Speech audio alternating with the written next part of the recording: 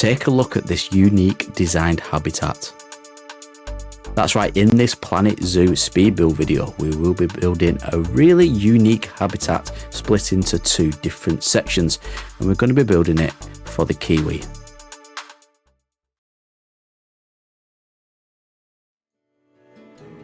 That's right, today we are back in Planet Zoo and we're building a habitat for the Kiwi, but just a bit of a spoiler here. You will see the Kiwis are not happy with it, so I'm going to go with the fact that we're building a unique designed habitat. More on that to come. Yeah, I wanted to build a habitat which was, I wouldn't say out my comfort zone, but something what I wanted a challenge is basically what I'm trying to say. And if you've noticed, if you are a returning viewer of mine, you will notice my inspiration has died out a little bit recently for Planet Zoo. It really has. I'm really excited for Planet Coaster 2 to be coming out. And playing Planet Zoo, I just can't seem to gain any inspiration to build anything or what to build for, what kind of animals to build for. And that's why I went with Kiwi, even though it didn't end up working in the end. This habitat will work with other animals, don't worry. But yeah, I kind of just lost inspiration. And I think it's because we're due a new pack, aren't we? A new pack has been teased. And so we've got that to look forward to. I know going to have plenty of videos when that does come out, and obviously we've got Planet Coaster 2 to look forward to as well in November. So it is dying out a little bit, my inspiration for playing Planet Zoo as a whole, really, and getting inspiration to create stuff and knowing what animals to create habitat for. And yeah, I don't know what it is. Hopefully I get back in the swing of things though, especially when the new pack is released. But back to this video and this build. You can see I'm going with the circular design, and I didn't actually use the circle trick. I just made my life much harder for myself and turned it every 15 degrees and built until I got a circle like that, and it did level out and it did look pretty good. It was then a matter of making sure everything was actually level, grouping it up, and then I duplicated it and moved it over. It's kind of like a snake-shaped building, isn't it? The idea behind this was to have 2 separate viewing areas. One where you could see the animals in water, and the reason why it didn't work with the Kiwi is because they don't like going in water. Yeah, I should have done my research first, shouldn't I? But for an animal what does like going in the water, they will really like this habitat. One section is going to be for water and the other section is going to be for land, with 2 different viewing areas, but with an intersection for the animals to traverse from one side to the other. So they want to be in the water, they can. If they want to be on the land, they can. And that's the idea behind it. And the best way I thought about doing this is this kind of like unique design, this kind of like a snake or an S, the letter S, isn't it? And to create this shape, you can see I have used the plaster pieces.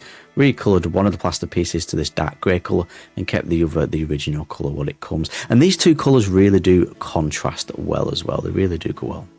Right, creating the first viewing area on this side anyway. I think this is going to be the water side.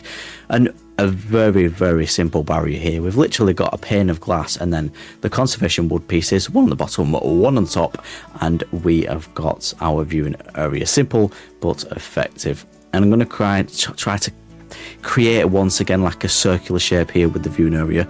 We are going to separate the 2 sides with a bit of foliage and rock as well. Separate that barrier.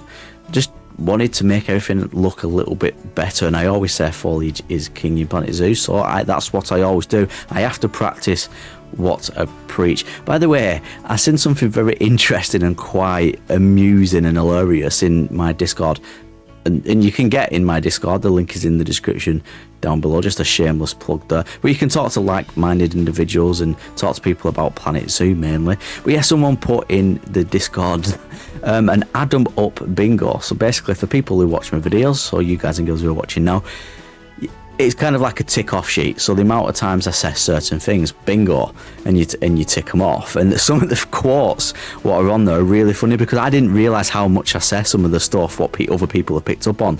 Stuff like turning a conservation wood piece to black to make it look like metal. That was one. mentioning that I like coffee was another one that is quite fun. We have I'm trying to grow the Discord. It's not a big Discord, it's not the most active Discord, but I'm trying to grow it. You can see I've added foliage and pathwork there, and then the other side again a very simple barrier, but carrying on with the plaster pieces as well. And this is what it looked like with the path placed down and the water in. Here's a closer look, and we've got the TV screen in there as well, the education board. And at the back here, I just added a little bit of foliage and some enrichment items, and I put the Kiwis in for now just to see that they're happy. Obviously, we now know that they can't access the water, but they have actually got enough land there. I've added a little barrier as well to stop our guests banging on the glass and stuff like that, and loads of little bit of foliage. By the way, these backdrops, what you can see in the back on my Steam Workshop page, they look really good for backdrops of habitats. I'm sure you can agree. Not being big-headed there, but they do look good. Right, creating some custom planters here.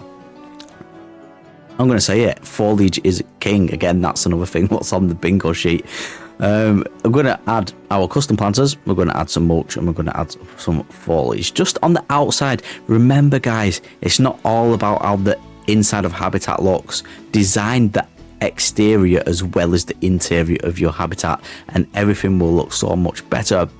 Definitely if you're placing this in a zoo, and if you do want to place this in your own zoos, or you want to dissect it and see how I've made certain stuff, then you can do it. It will be on my Steam Workshop. The link is in the description down below. Now let's address the elephant in the room here.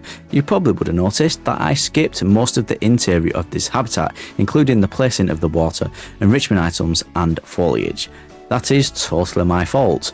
I just simply forgot to press record. You would think nearly like 3 years in of creating Planet Zoo videos, you would think I would remember to press record, right, when recording a video. Nope, I still struggle with that. My memory is awful. I've got a brain like a sieve as well. I can't remember anything. Right, just adding the mulching and the foliage to the exterior, and I would suggest doing this. Always focus on your exterior as well as your interior. And what I'm going to do is at the end of this video, I'm going to cut to a real-time section where I go through everything. So if there is anything you've missed, don't worry, I will give you like the grand tour of the habitat, including where the habitat barrier is, how I did the null barriers around. You can kind of see it when I'm playing about here. And if you do want this habitat, like I said, in the description down below you will see my Steam Workshop page to have this habitat in your own zoos. Because I have been struggling with inspiration, which I ranted on about at the beginning of this video, I've not got anything in the works either. I'm just really praying that the new pack comes out so I can start creating content for it very soon. And obviously I'm going to be creating loads of content for Planet Coaster 2. So if you are subscribed for Planet Coaster 2 content, then you are in the right place. I definitely will be creating content for that, like I already have done so. I'm just trying to work out different ideas in my head at the moment, and like I said, I've lost a bit of inspiration, but I'll get it back again. I will do. I promise you I will. Just trying to figure out what foliage to put in this planter now in the centre, and I always love doing these planters like this. Decided on this, kind of lower it down. It is a tree, but if you lower it down, it looks like a bush, doesn't it? Right, I'm going to cut to me in real time now to give you the tour.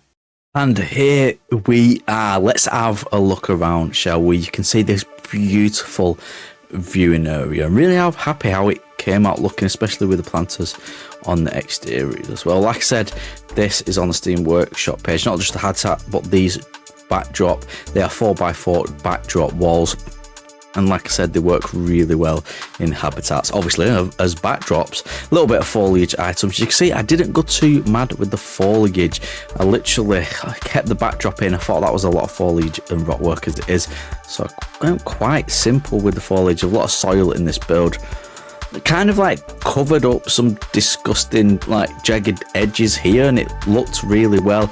We've got the enrichment items and everything they need in there, by the way, as well, like the burrows and stuff like that. But like we said, they can't actually access the water. So if you can find an animal what is quite happy in a desert environment with a lot of soil, what can access land and water, because look, there's kind of like a passageway here, isn't there? And it is accessible to animals what do like water. There's a nice little slope that goes in there, but it's, yeah, kind of like a little passageway into the two different sections, land and water here. So if you can find an animal what likes that kind of things, then it would really suit that animal. The habitat gate is just here. I just deleted some items and made a hole and put the habitat gate here and built the plaster pieces around it, and it works really well. I just needed to lap the no barriers around the edge, and there you go, you've got a habitat. It's quite easy. Once you know how to use no barriers, your life will change of how you create habitats in Planet Zoo. It really will.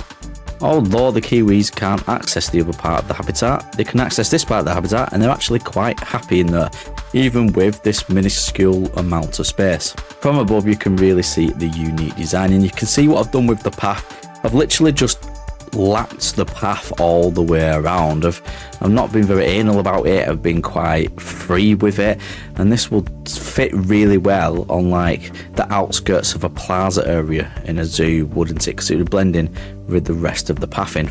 We've got one viewing area here for the land, and I'm going to leave you with the view of the other viewing area. I hope you enjoyed this video. If you did, please hit that like button. If you're new to my videos, I create Planet Zoo videos like you're watching now. I'm going to be creating Planet Coaster 2 videos as well, and for all the information info you need about Planet Zoo and Planet Coaster 2, then you're in the right place, so hit that subscribe button. I hope you have a wonderful rest of your day, and I will catch you in the next Planet Zoo video.